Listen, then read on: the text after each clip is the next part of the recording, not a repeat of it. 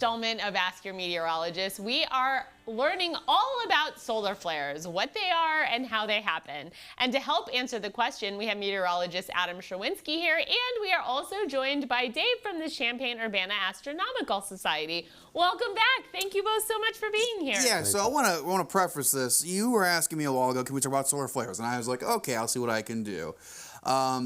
As I was looking into it, I went, wow, I am not the best person to explain solar flares. So you called in reinforcements. I called in reinforcements. Dave is like the best known person around here that can tell us about that. And we were just talking about this a little bit ago. Dave is anything above the troposphere. I'm pretty much the troposphere below, which is the lowest layer of the atmosphere. So where our thunderstorms happen, our planes fly, anything below that, I'm good.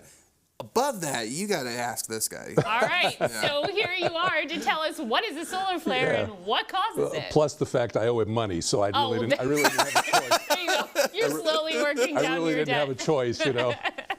Well, if you're going to talk about solar flares, of course you got to talk about the sun first. And the sun does spin. In fact, it takes about 25 days to spin once. But it doesn't spin like a solid. Of course, the Earth spins it's very solid, but the sun spins like a liquid. So it actually spins a little faster at the equator. Now, just like the Earth has magnetism, it's the same thing that makes your compass needles point towards the north. The sun has magnetism too, but some interesting things happen when parts of the sun rotate at different speeds. And if you will indulge me here, I will show. I'm gonna borrow Adam's finger. Okay. Do I get it back? That's the next question. Yes, you do. Okay, good. And okay, so Adam's finger represents just a parcel of gas. Okay. There's probably a joke in there somewhere, but I don't know what it is. I think it's a pull my finger joke. That's right. So anyway, when you heat up gas, of course, we know this in meteorology, it rises. So it rises, and then it gives off its heat, and then it cools, and it sinks, and then it heats up again, and then it rises. That's what happens on the Earth. It gives us the clouds that are out there. But the sun's magnetism gets twisted up. And as you can see, as we twist this up, all of a sudden, it's very difficult for his finger to move. Right. So the gas cools off. Yeah, he's fighting me as well. I was going to say, this is like an arm wrestle with his finger and this rubber band. The gas cools off, but then it's not allowed to sink. And that's what gives you a sunspot. So sunspots are actually, people think, oh, they're burnt areas of the sun. No, they're actually cooler areas of the sun. Now, when I say cooler, surface of the sun's around 11,000 degrees Fahrenheit. This is a couple of thousand degrees cooler. Relative. So it'll still burn you. Okay. But it's a little cooler, so it shows up as a dark spot. Now, if I keep doing this, what do you think is going to happen? It's going to get harder and harder until it eventually snaps. Until it eventually snaps. Very good. And when it snaps, there we go. There you go. You can have your finger back. That's when you have a solar flare. Oh, I see. So it's like this explosion on the surface of the sun, right? Yeah. And just like that. From the pressure buildup. Yeah. Yeah, and then you also have related to that something called a coronal mass ejection. Here you can see some of the loops here on of the gas. Think about each side of that loop being like a north pole and a south pole of a magnet. I see. Wow. Yeah, and if something like that breaks, then you have this torrential flood of gas coming towards us in something called a coronal mass ejection, which sounds kind of painful, doesn't it? Doesn't it? Right. But yeah, and if one of these things is aimed towards the Earth, then we don't have to worry about it because we're protected because the Earth's magnetism funnels those particles towards the north and south poles. And as he explained in a previous session, that's when you have the northern lights. Oh, I see. Okay, so it's kind of all connected then a little bit. It's interconnected, and depending on what the pressure is, how much it's built up, and when and how it breaks off, that depends on what we actually get to see in the sky. And if it's heading towards us or not. So we have sun-facing satellites that are monitoring the sun 24/7, even at night.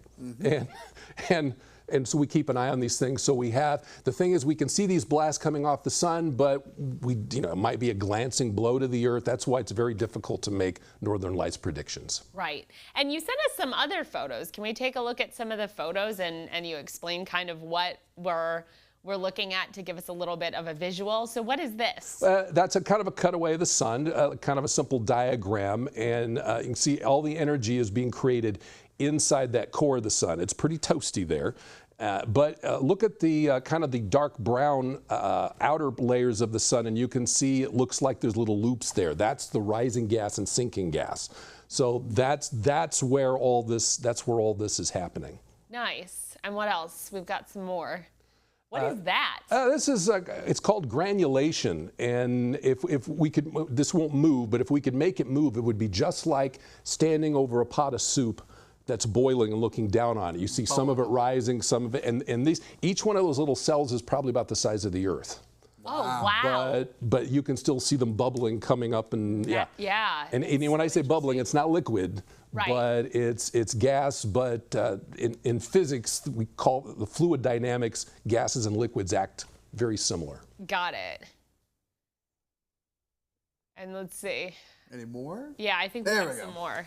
There's just showing some sunspots. Once again, those sunspots are about the size of the Earth. In fact, those there in the middle are probably a little bigger. And that's the pop-off one that we talked about. And then what is this green?